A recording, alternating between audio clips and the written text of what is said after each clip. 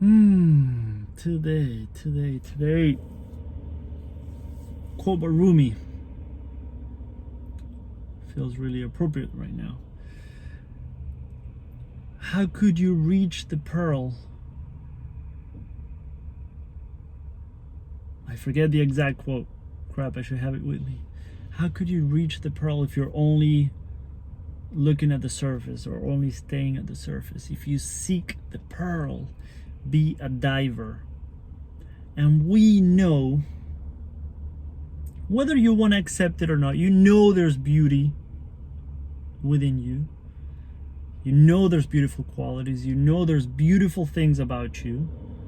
Typically many more than you're willing to accept. But that's okay. That's the journey that we go through as human beings. We know those things, and sometimes we want more self-acceptance, we want more self-compassion, we want more self-love, but we're only staying at the surface. And I believe, because I have exercises that I help people with, you might have done those, you might have seen those, where it's okay to start at the surface. It's okay to start with external things, maybe like accomplishments, things you've been able to do, things you're proud of, that would be maybe considered more quote-unquote external things. But if we don't go a little deeper, we can't really find that pearl. We can't really find that treasure that we're looking for, hoping to find, really looking forward to finding, but at the same time a little scared. Because it takes courage to go in, it takes guts to go in and maybe face ourselves, maybe look at part of ourselves that we are not the most excited about, maybe parts of ourselves that maybe we don't like that much, parts of ourselves that maybe we really don't like, and then parts of ourselves that we actually even hate. And I've had those, many of those.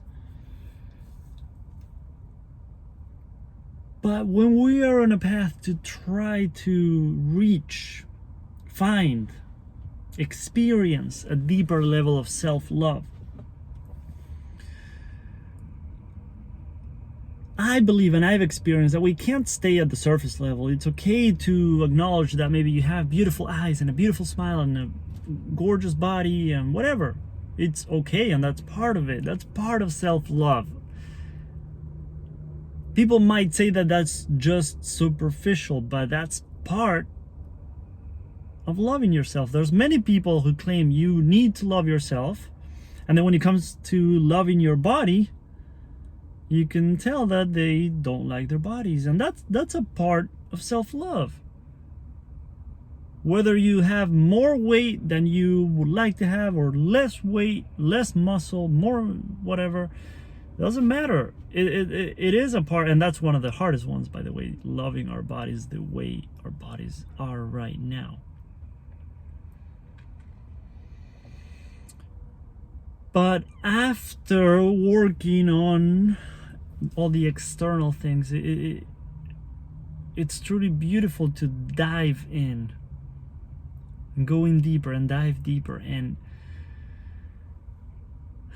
experiencing that and exploring that.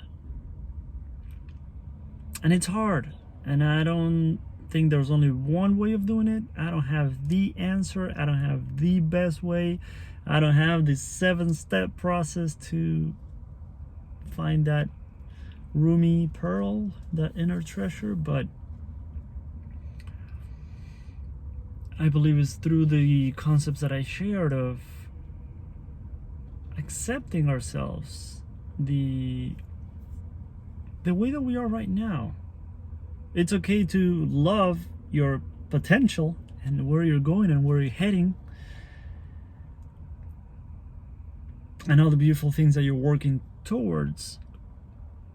But it's also very beautiful and very powerful and very therapeutic to realize, you know what, I'm a work in progress, but I can love myself through the progress and through this process. And yes, I'm not where I want to be when it comes to my relationships, my career, my finances, my health, my body, my everything. I'm not exactly where I want to be,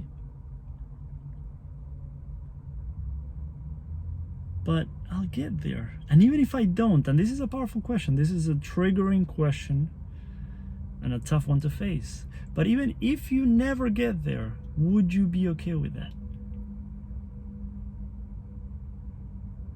Because I believe, and I've seen, and I'm not perfect, I'm not claiming to be perfect, but I've seen that when we can be okay in that place of maybe I'll never reach that, that's a scary thing.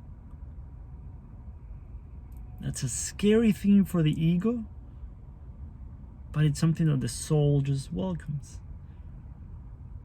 The possibility of never reaching that place. When we can be okay with that, which I think it takes time, there's not a journaling exercise that I can give you that in 10 minutes you'll shift from place A to place B. But when we can be okay with the idea that maybe I'll never get there, I've seen that's a much better place where transformation can truly take place. And then from there, things truly start to shift. We've all seen that obsessive... There's nothing wrong with hard work. There's nothing wrong with having that strong sense of what you want and going for it. But we're seeing a lot of these new paradigm of hustling, but from the heart, and maybe hustling, but from an aligned place of, yes, this feels really good to me. This makes me happy. I'm not doing this just for the money. I'm not doing this just for the attention. I'm not doing this just for the followers. I'm not doing this just for whatever, for the fame. But it's coming from a deeper place. And I think that's where true magic can happen. So I think going deeper with those kinds of questions.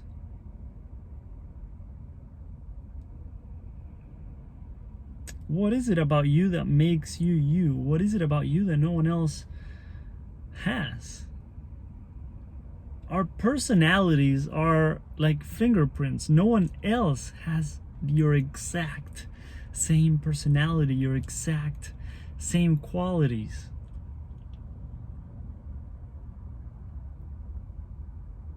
So I believe when we start looking at that to me is going a little deeper than just staying at the surface level. That's, to me, is diving in and going for that pearl, going for that treasure.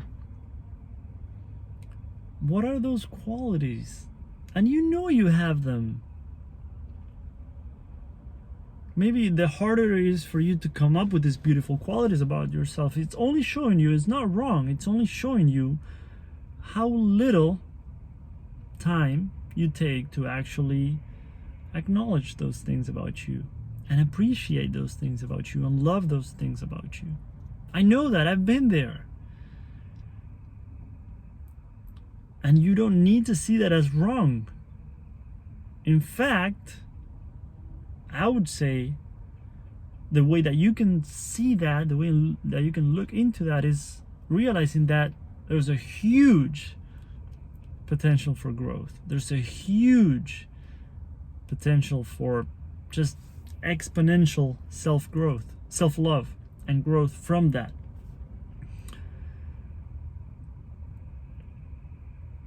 The more unfamiliar this is to you, the more unfamiliar that complimenting yourself, appreciating the beautiful qualities about you, loving all things about you, all parts of you, the more unfamiliar that is, the more potential there is for you to transform dramatically.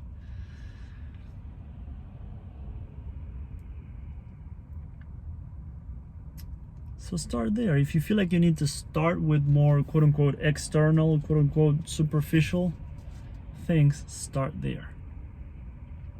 I've talked about that list. Make a list of all your accomplishments, all the things that you've been able to achieve and do. And then when you're ready, which you might never feel ready, so we need to gently, compassionately push ourselves a little bit. When you feel like it's time that you're ready, make a list about the beautiful qualities about you, about your personality, about who you are as a person, people you've helped, things you've done for other people, and just see what comes up. And you might only get 1 or 2 or 3 or 5 or maybe nothing, but go back to it. Maybe in a few hours or maybe tomorrow.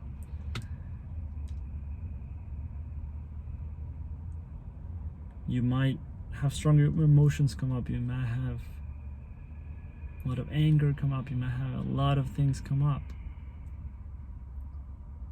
But remember, now is the time to start looking at those things. Start welcoming those things, as painful as it can be. Just breathing through all these emotions coming up. Loving the one going through those experiences and emotions. So loving yourself as you're going through it. Loving yourself as those strong emotions come up.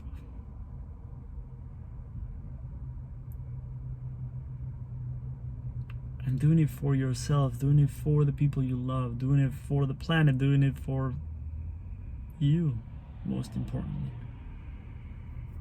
And it's such a beautiful thing. It's such a powerful thing.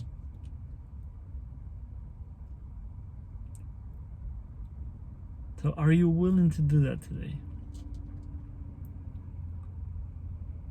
Are you willing to take 10 minutes, 15 minutes and explore that?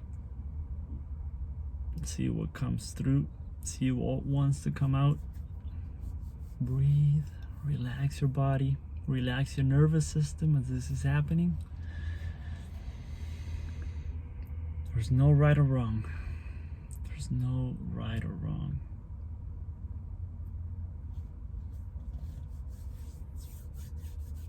And I'll see you tomorrow.